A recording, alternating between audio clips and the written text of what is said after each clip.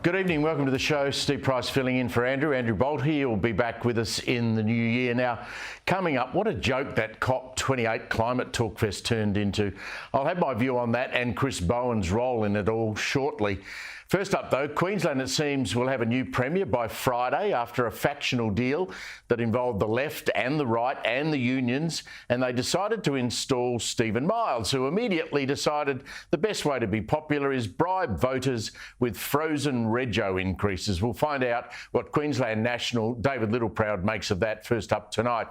The Weather Bureau also, they say the east coast of Australia is in for a particularly hot summer. So have our authorities around the states around Australia done all the hazard reduction burning needed? Now, how many times have we had to ask this question? Well, the answer's no. We'll have a special investigation by Sky's Jonathan Lee coming up shortly. Lots of slogans and buzzwords from the Treasurer, Jim Chalmers, today ahead of tomorrow's mid-year financial report card. But where is the action? Leith Van Onselen tips us what to expect tomorrow. Plus Sky's Rowan Dean, being Rowan Dean. Got to love the review from him of COP28. I can't wait. But first, if you thought the Albanese government's handling of the High Court detainee debacle was incompetent and the ministers involved, Claire O'Neill and Andrew Giles, needed to be sent back to the backbench, as I do, what about the climate zealot and fantasist Chris Bowen, who's been in Dubai? Now, speaking at an informal roundtable discussion in Dubai, and we can't find the audio of this, at COP28, the useless UN climate conference, Australia's climate and energy minister, and by the way, whoever thought it was a great idea to put those two jobs together? Well, Chris Bowen, like he does back home, decided to play the tough guy, all full of bluster and hubris. His hilarious declaration included calls for Australia to end the use of unabated fossil fuels in our energy grids. He then went on to hammer home his fantasy by calling on the world and Australia not to phase out fossil fuel emissions, but end their use entirely. Now, this is a direct quote from Bowen at that round table. Quote, if we are to keep 1.5C alive, fossil fuels have no ongoing role to play in our energy system. Our being Australia, I presume. And he went on, and him, speak as the climate and energy minister of one of the world's largest fossil fuel exporters. Okay, look, our budget is only in surplus, as we know, because of those exports, off which hang tens of thousands of jobs, supporting hundreds of communities right around Australia, coal and gas jobs. He then waffles on about the Pacific with another direct quote. He said, we live in the Pacific and we are not going to see our brothers and sisters inundated and their countries swallowed by the sea. I mean, talk about inflammatory language. Seriously, this is a senior minister in the Australian government standing up in an oil and gas kingdom called Dubai, forecasting the end of Australia's fossil fuel usage at the cost of billions and billions of lost export revenue and hundreds of jobs. Now, I guess Minister Bowen is now flying back to Australia on a jet powered by fossil fuel, probably sitting in seat 1A, patting himself on the back as he frequently does. He might then have missed what happened overnight at this UN gathering. Now, this is delicious. COP28, run by and in the UAE, where there is virtually oil spewing from the desert to make petrol, and everyone there very rich. Dropped any mention in their communique of phasing out the use of oil and gas that Mr Bowen was talking about. The exact opposite, actually, of what Bowen was urging. Instead, the language calls for vague action and loose little timelines. Well, that sent the climate change crowd into a panicked frenzy of angry protest. Someone described as the CEO of Climate Analytics called the draft a mess, giving fossil fuel exporters a green light to expand production. Greenpeace called it a dog's dinner. Another advocate there called it weak and divorced from what was needed. In other words, the Arab oil producers hosted a climate change talkfest, said thanks for coming, but we're going to keep doing what makes the palaces of Dubai possible and our country rich by, wait for it, pumping oil out of the ground and turning it into barrels for export to be refined into petrol. Now, look, it's so funny, I wonder if the Climate Change and Energy Minister of Australia actually gets the joke.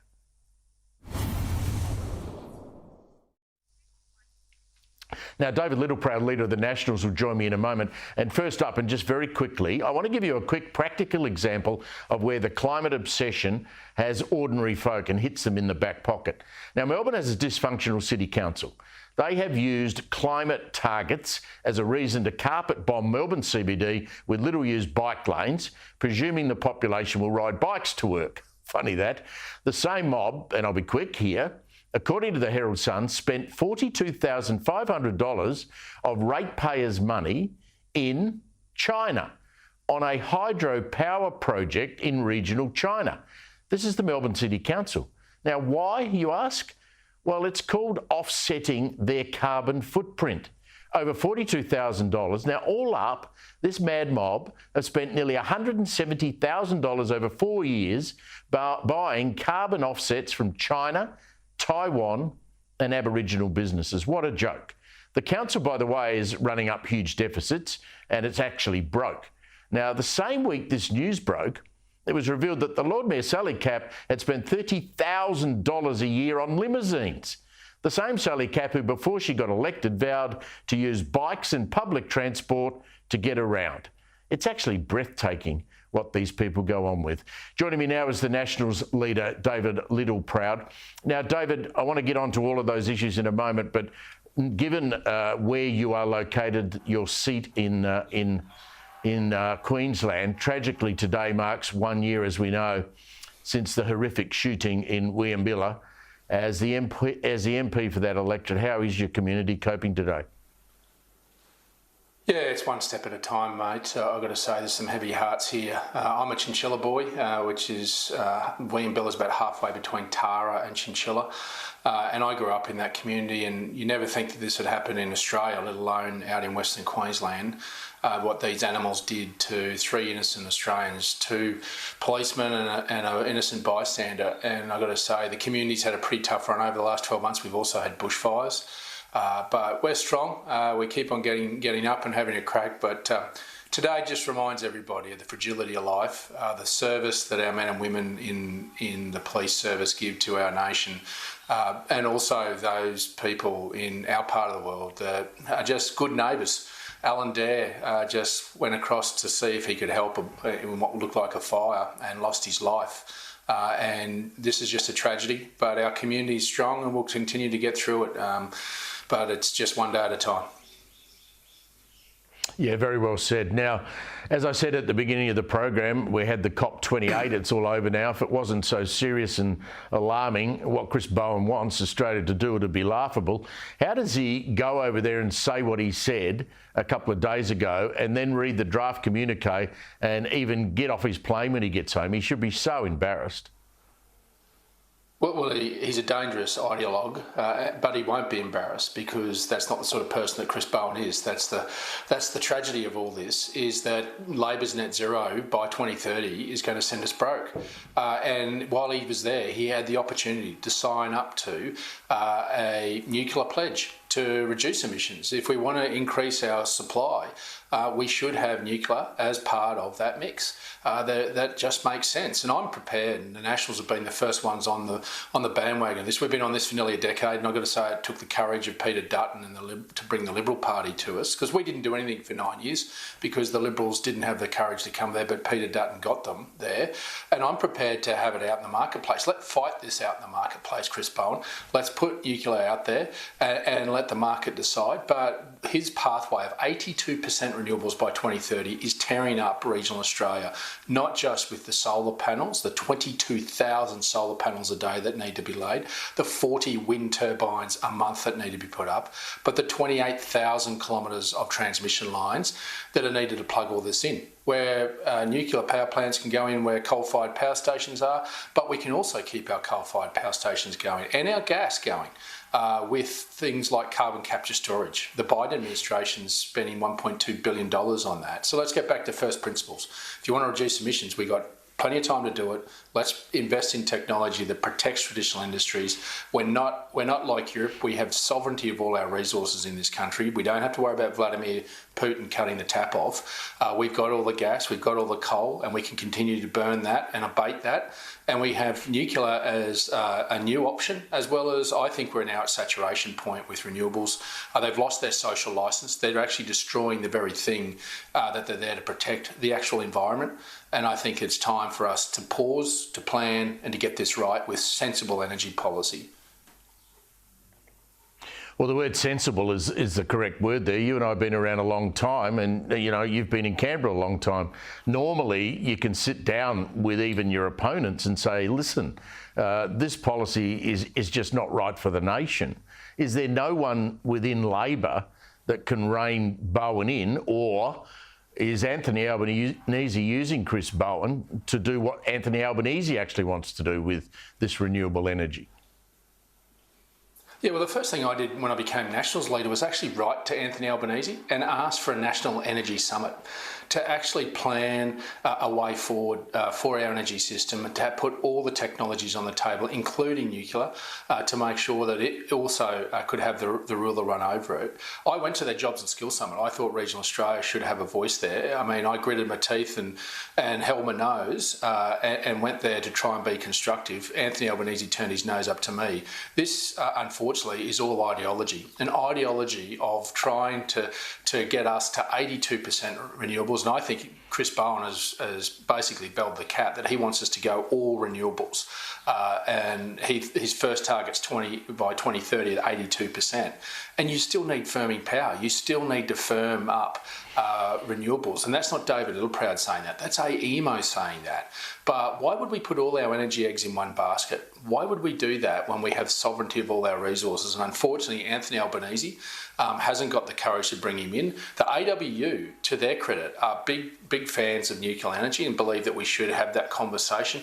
Even the South Australian Premier is on the record as saying it's a discussion that we need to have. And the coalition, I can tell you, will have that discussion.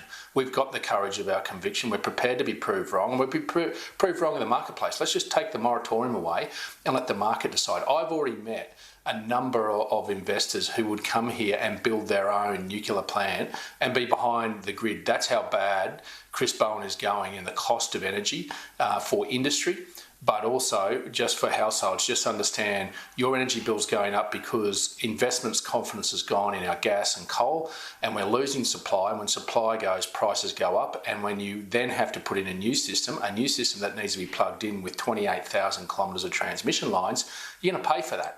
Close to $100 billion. And when half your bill's already poles and wires, you're going to pay a lot more under this mob, and you're going to do that before 2030. And that's one of the, if you look at what's keeping inflation up at the moment, it's the fixed costs. It's your energy and your food bill. And they're intertwined because our food processors are paying 3-4 times what they were 2 years ago because of this mob. Well, I reckon the mob's woken up to them. Just on the detainee debacle, I couldn't believe it that the Home Affairs Minister and the Immigration Minister were chosen to stand up and make those announcements yesterday. I just fell off my chair when I saw that. But we've got a bloke who plotted to attack AFP headquarters. He almost walked out unsupervised Saturday morning after the AG, the bloke who likes to yell at female reporters, Mark Dreyfus, legal team, failed to bid for imposed conditions on the bloke and didn't have a case ready to go. How have they screwed this up so badly? Well, you've got to go back to the very beginning. Justice Gleeson gave an insight into what the High Court decision would be back in June, that they were going to rule against the minister making judgments and wanted it to be courts. So any responsible government would have preemptively created legislation that made it clear that as soon as that High Court decision came out, that there was preemptive decision to make sure that while you had to respect the interpretation of the High Court by the legislation, that you had safety mechanisms put in place. It took them a week for that legislation, and that legislation had no parameters about tracking these people who were rapists, who were child rapists, were actually murderers, that were running our streets unabated without anyone knowing where they were. It wasn't until we got hold of the legislation and actually put into it that there should be tracking devices and that there should be penalties if they actually breach any of the conditions of their visa. And in fact, we've already seen 6 arrested. So, I mean, there is no accountability by these two ministers. And if the Prime Minister was serious over this summer about resetting his government in the Australian people taking them seriously, he would remove both the Immigration and Home Affairs Minister and put somebody that has an interest in it, that understands it, and understands what government's primary responsibility is to keep Australians safe. And that means that sometimes you have to make tough decisions for the greater good, while it may impose on the liberties of individuals. And once you come to this country and you prove that you're unable to live by our values, then unfortunately your liberties need to be removed, and need to be removed very quickly. And if a government's not prepared to do that, then we're all at risk. And that's what we're seeing played out here at the moment. And unfortunately, you've got 2 hapless ministers that aren't interested in their portfolios, but are opening Australians up for their safety. I'm here for the next couple of weeks. We'll get you on to talk about the new Queensland Premier at another time. David Littleproud, as usual, thank you very much for your time. It's always a pleasure to catch up with you. The issue of the Premier of Queensland, I mean, Peter Dutton described it today. He's now beholden to the unions, it would seem. Now, tonight, we're going to have an exclusive on Sky News from our investigations unit. Now, once again, there appears a lack of action from our governments has put us at grave risk. Now, Sky News can exclusively reveal details suggesting that New South Wales is looking at a catastrophic threat from another black summer. 3 years of La Nina has resulted in large fuel loading, much of it on the forest floor. Temperatures are now rising significantly. We've had temperatures during this week of 40 degrees plus in Western Sydney. Now, just look at how many days above 30 New South Wales has experienced lately. And as I said, it was 40 on Saturday. It's only the start of summer. Already, 82 bushfires have been burning across that state, and the rest of the states are just about the same. They are under control now, but it just takes one gust of wind or a dry lightning strike and bang, we're in trouble. Surely the past bushfires should have taught us a lot of lessons and a wake-up call for governments. Joining me now with all the details is Sky News investigations reporter Jonathan Lee. Jonathan, I don't want to alarm people, and I know you don't want to either. How bad is the situation in New South Wales in regard to backburning and cleaning up issues that might burn? Well, good evening to you, Stephen, and good evening to those at home. There's very real cause for alarm. In many regards, this fire threat and this fire season is unlike many have seen before. In 2019-2020, with the Black Summer of bushfires, what happened with the intensity of those blazes is it destroyed the crowns and the canopies of trees, old trees, important gums. As a consequence of that, what it's done is open up the bush and open up the forest floor. It's allowed in the sunlight, it's allowed in the rain, and what we've seen is a growth in scrub. We're talking wattle, weeds, grasses, and that increases the fire threat on the ground floor. It's dangerous. It means the fires burn much, much hotter. And what we've discovered through our investigation is that the hazard reduction targets in New South Wales through the RFS are well behind where they should be. Now, there's 22 million hectares of bushfire-prone land in New South Wales. The RFS has set a target of 300,000 hectares. What it's achieved this financial year is 60,000 hectares, roughly 20% of what should be the halfway mark. To say that again, they've achieved 20% of their target leading into summer. Now, we've been told they intend to catch up later in the year when the weather cools down after the threat has passed. Now, you might have reason to say, does that put communities at greater risk? Well, of course it does. We've also looked specifically at the Hawkesbury region where I'm from. We can tell you from the paperwork we have seen that there are at least 6 areas listed as extreme leading into this bushfire season that haven't been cleared through hazard reduction burns or any other measure. And there is also others located or rated as very high, which haven't been done. We're talking in excess there of more than 8,000 hectares between them. We also know that the RFS, its numbers, the volunteers, are thinning, down from 76,000 members, if we look at the next graphic, to 71,000 members. The big question, though, is Is that a true representation of how many members are on the books for the RFS? Because we've also heard that in reality, the numbers are inflated. Those that are available are far, far fewer. Now, we spoke to Brian Williams, who's the president of the Volunteer Firefighters Association. We spoke with him in the Hawkesbury and looked at crucial areas which are much denser than they were previously as a result. This is what he had to say as a result of the rains they've had over the past few years. And you've got reason to be... In our district, we usually only accomplish around half, maybe less than half of the hazard reductions that we want to do in any season. So there's a big time delay, and the longer we go, the worse the problem becomes. 2 years, Yeah. and you accomplished less than half. Yeah. I mean, that sounds catastrophic in itself. Well, it is, and that's why the problem's getting worse. We used to burn on a 7 to 8 year cycle. Because of these rules and regulations, it's now been pushed out to a 12 to 20 year cycle. What's the impact of that? Well, we're doing more damage when we do burn. Because I can see the crowns, the top of the gums are dead. Yeah, they're like are. ghosts. Well, those trees, once you kill the crown of a tree, they never ever come back to be a good tree again. They've stopped locking in carbon. This now, 4 years after the Gospel Mountain fire, we could get an even hotter fire. You double the fuel, you quadruple the intensity of the fire. This should have been burnt 2 years ago. This is going to be a real problem now. To do this, no matter when you burn this, it's going to burn too hot. How many areas are like this, though? The state. Now, Steve, it's important to point out... That's just extraordinary, Jonathan. That's unbelievable. Yeah. That's unbelievable. It's frightening. If it gives you chills, it also gives me chills. Whenever we bring this stuff up, you get the greenies whinging about doing backburning. You get the government has excuses, and the poor old RFS are the poor buggers that are the ones that are going to go out there and risk their lives and do it. Well, they also made the point to us, and we spoke to a number of people as a part of this investigation, that they are nervous about the upcoming fire season, and they're increasingly nervous about what awaits them in the bush because they know the intensity at what this can burn. They once said to us, when you double the thickness of the scrub, you end up quadrupling the potential danger. And you start to think about what that can mean. Now, we also spoke with Rob Rogers, the Commissioner of the RFS. We asked him about how prepared it was for this looming fire season. We haven't had a big fire season since 2019-20, and that time we've been spending re-equipping the service, making sure we're ready.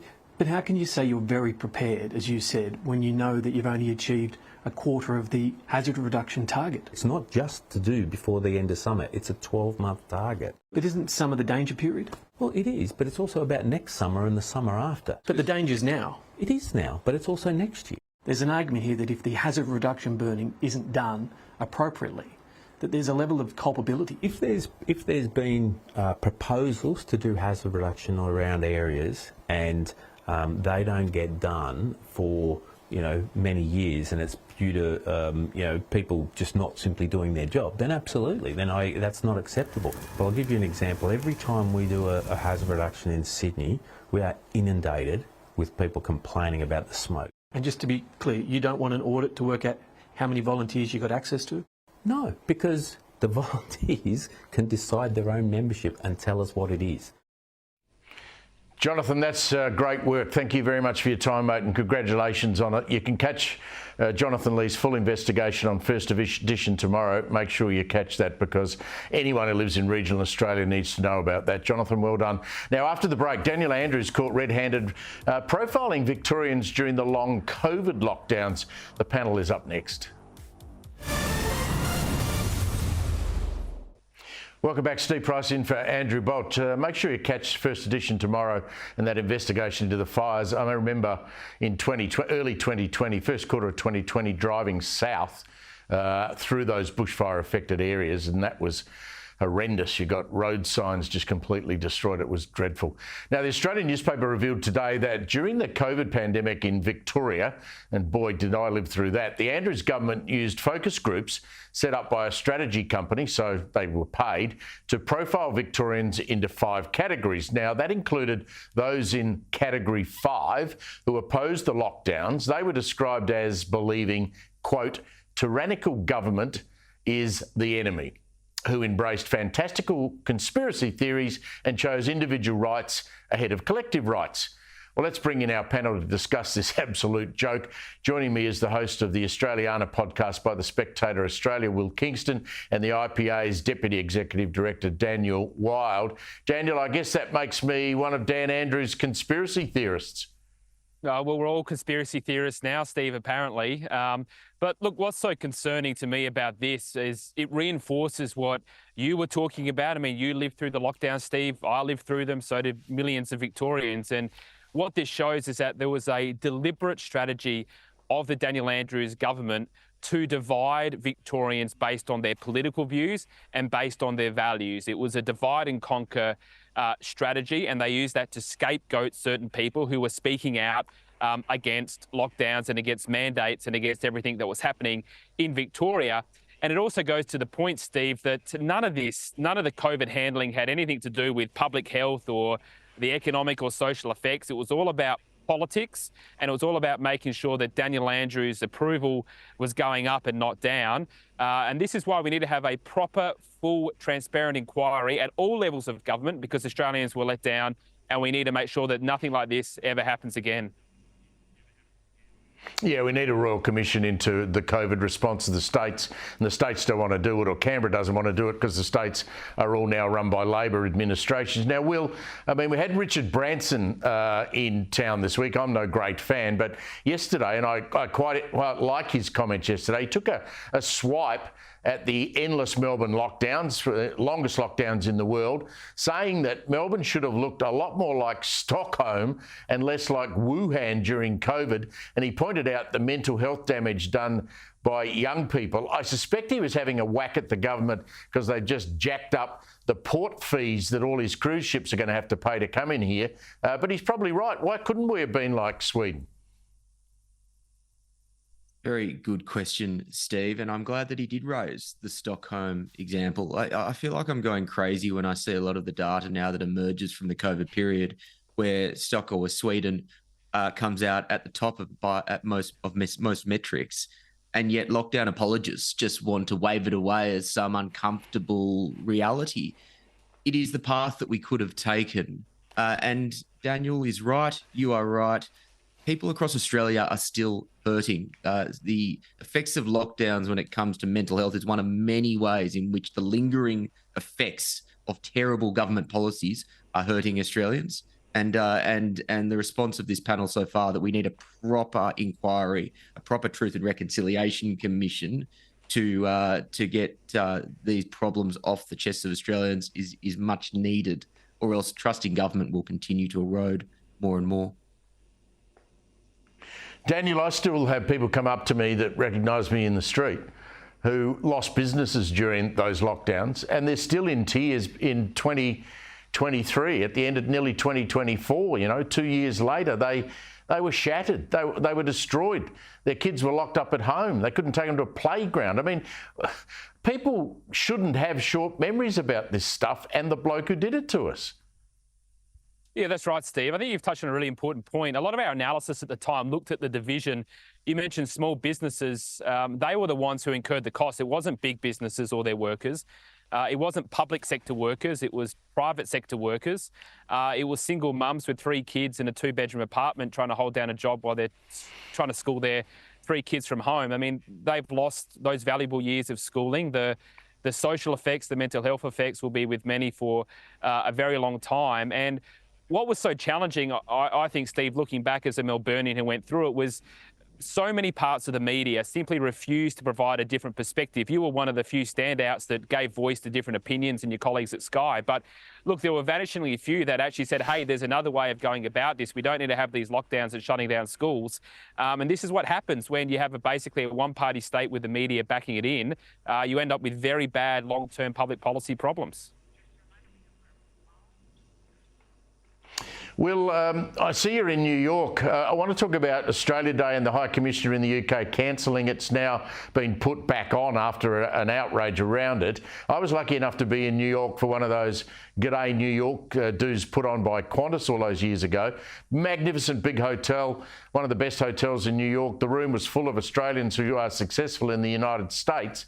I mean, why are we running away from Australia Day overseas, where countries like America with the 4th of July must look at us and go, why are you guys ashamed to be Australia and celebrating Australia Day?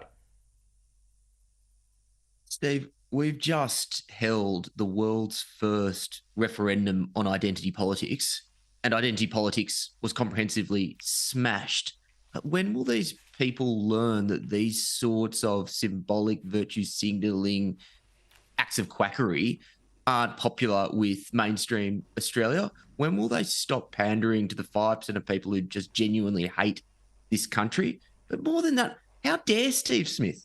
How dare he do this? There are many people overseas who would like to have that opportunity to be able to celebrate Australia with other Australians in that central location in London.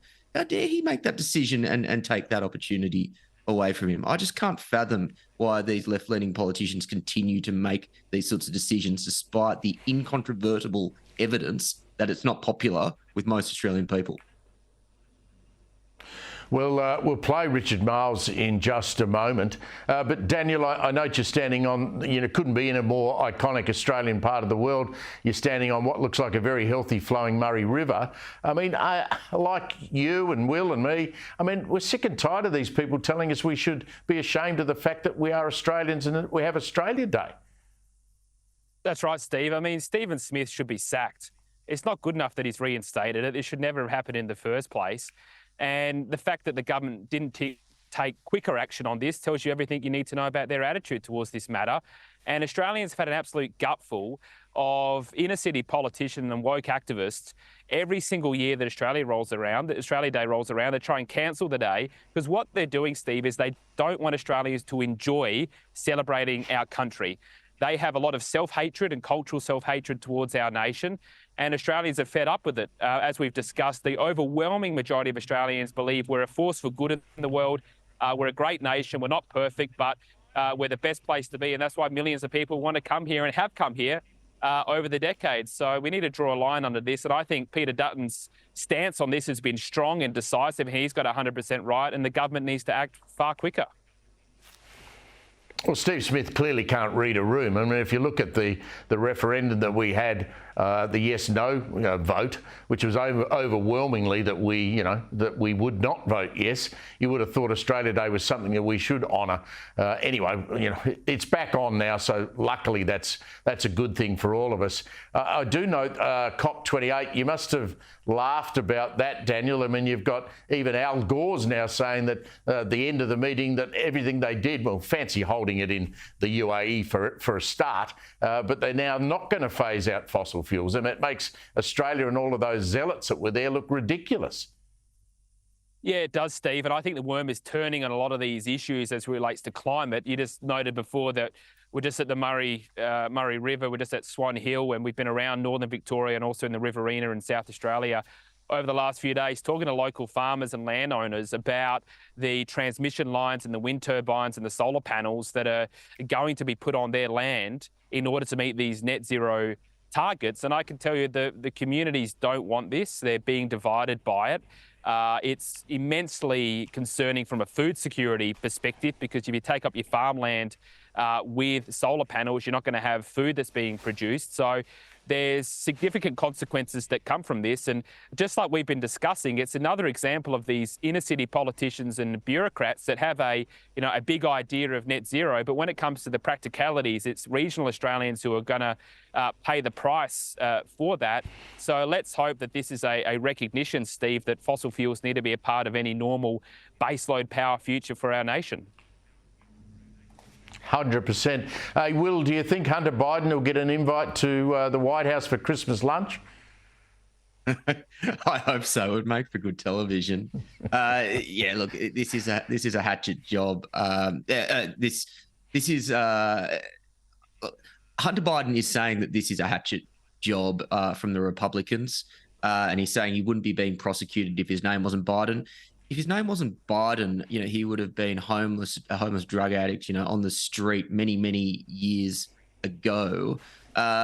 Look, 2024 is going to be a wild year in American politics, and the Hunter Biden story is just one of many combustible elements, which is something all of us can look forward to as politics nerds. Yes, and I look forward to your coverage of it next year. Will Kingston and Daniel Wild, thank you very much for your time tonight. Always great to catch up with you both. Now, coming up after the break, Jim Chalmers has got a new plan. He's going to win you back, all you voters. I'll tell you about it after the break.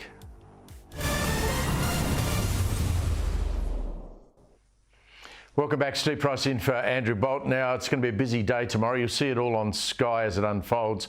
I'm sure Ross Greenwood will be in the middle of it. The mid-year economic and fiscal outlook will be released by the Treasurer. Already we know the government will have to spend, it seems, $80 billion more than previously forecast over the next decade, paying interest on its $918 billion gross debt. But don't worry, because Jim Chalmers has got a plan, as we saw in the Australian today. Jim is here to save the day by once again uttering the words renewal and reform. Joining me now is Leith Van Onselen, economist who's worked for the Australian and Victorian Treasury and co-founder of macrobusiness.com.au. You're going to sleep easy tonight, Leith, that Jim's got all those buzzwords ready to let go tomorrow? Yeah, mate, I'll be sleeping really easy. Look, tomorrow's MyEFO is expected to report a $9 billion improvement in the budget compared to what it said in the May budget. And the reason for that basically is because we've had this big boom in income tax receipts. So effectively, obviously, as we all know, population growth's run a lot hotter than what the major budget projected. And what basically done is it's increased the number of workers in the economy, and that's increased tax receipts. And at the same time, we've obviously had bracket creep because of this really high inflation, and the expiry of the middle income tax offsets basically lifted average income tax payable to its equal highest share of household income. So the federal budget's basically reaped the rewards from that, even though you and I and everyone else, Steve, are pretty much hurting. So, Leith, that's why governments love big Australia, don't they? That's why they have lots of migrants coming to the country, because it means they get tax receipts and they can stand up and say we've got an extra $9.8 billion. 100%, mate. And look, it's really only the federal budget that benefits from this, because the federal government collects 80% of the tax revenue. So they get all the gains from personal income taxes, company taxes that you get from a bigger population and bigger, more economic activity. The problem is the cost of that all falls on the states, because the states provide obviously the services. So they're hospitals, schools, all that kind of thing, and infrastructure. And also falls on you and me, because we all end up, basically the states have to sell off all their assets, as you've seen, places like Sydney and Melbourne. And then we have to pay higher user pay charges. And it's the reason why in places like Sydney, Steve, 20 years ago, you had about 2 toll roads, now you got about 20, and you can't drive anywhere without Transurban having the hand in your pocket. We still can't get inflation under control, but you can correct me here if I'm wrong, but one of the problems that is driving inflation is the massive debts that states like Victoria in particular have, and the interest payment that is due to pay off that debt. It's incredibly high. Yeah, actually, I'd argue that the bigger problem with Australia is the federal government's basically got its foot on the accelerator, pumping in record numbers of people.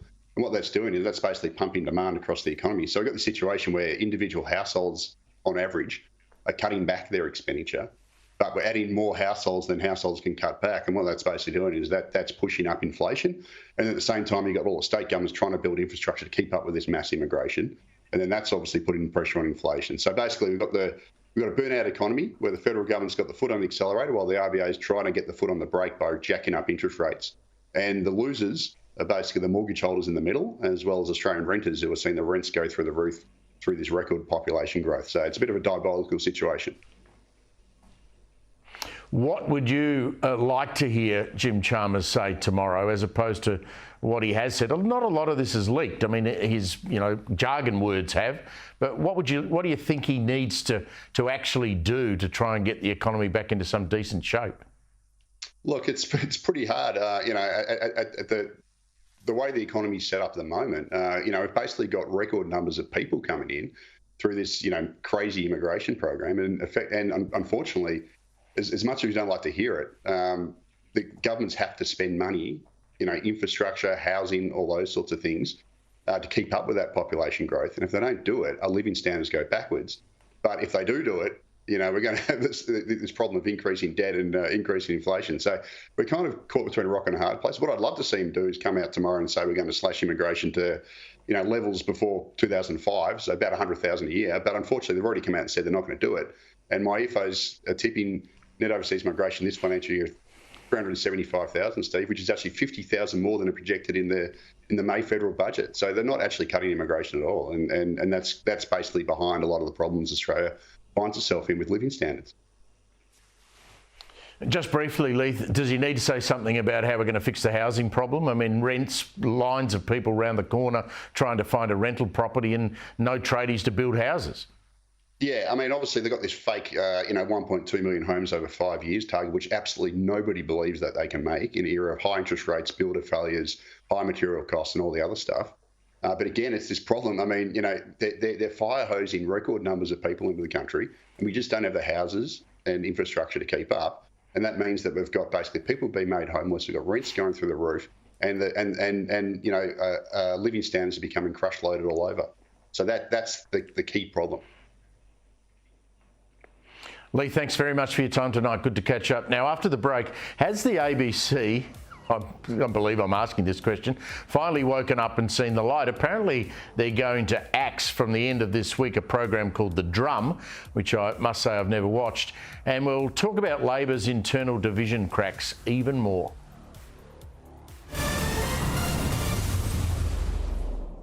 Welcome back. Steve Price in for Andrew Bolt. Chris Kenny coming up next. Now, the divide in Labor, it seems, over the Israel-Hamas war is wider than ever. You had Labor frontbencher Ed Husic, I don't know what he's playing at today, declaring that workers like actors and journalists, doctors, even teachers, should be able to speak out against Israel without facing any consequences. Here he is today. People should be able to express their concern and stand with humanity and say that they have, that they are very concerned about what they're seeing in Gaza, and they shouldn't have to face professional retribution as a response. Well, that's just ridiculous. They shouldn't be able to, they shouldn't do it at work, particularly teachers. If they want to do it in their private life at the weekend, good on them. Speaking of the weekend, joining me now, the host of the Outstanding Outsiders program, Rowan Dean. Great to catch up with you. Ed Husic, I mean, is he serious? We've had this Sydney Theatre Company debacle, and Husic saying, well, let them all do whatever they want to do. Well, it's utterly ridiculous, Steve. I'm glad someone in Labor is trying to play the free speech card. It's a little bit late for Ed Husic to be pulling that one out. There are some very, very firm rules around free speech. I'm an absolute free speech advocate. But there's one very, very simple rule, and that is free speech must not be used to incite hatred. Pretty simple rule to understand. During the Hitler period, for example, there was a phrase, Juden raus. So it was like, Jews, get out, Juden raus.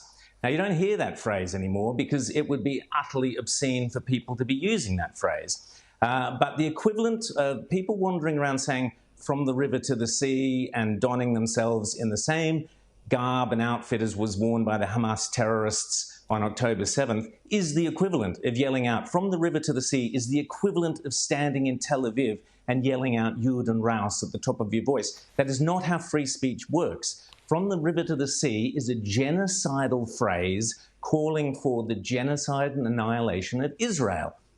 Therefore, free speech does not apply. And if Ed Husic does not understand that simple, most basic, fundamental tenet of free speech, then we've got a serious problem. The second thing I'd say, Steve, I always like to try and draw an analogy and see if the Ed Husic's or anyone's comments stack up in reverse. Flip it round. Okay, so let's just imagine, and I stress this is an analogy. I'm not saying that this actually happened, but let's imagine an analogy whereby after a horrific massacre like the Christchurch massacre several years ago in New Zealand, which was targeted at mosques. Imagine the very next day when the bodies were still warm, You had people marching up and down the streets of New Zealand saying, let's end all Islamic immigration, kick all Muslims out of the country, let's get rid of this and that, whatever. People would rightly have been appalled. It would be atrocious. Yet that is precisely what Ed Husic is advocating that people be allowed to do in Australia. When the bodies are still, when there are still hostages being held in the tunnels of Hamas, undergoing God knows what torture at the hands of the most vile criminals and terrorists who also chant from the river to the sea and all those sorts of same phrases, for anybody in Australia to think that it is appropriate to march up and down our cities or our streets or stand on theatres or classrooms or in a doctor's surgery or journalists, what a joke, and say, no, we're actually going to advocate this political issue. That is not free speech, Steve. That is an obscenity. And for Ed Husic not to understand it, I'm sorry, it says far more about Ed Husic than it does really about anyone else.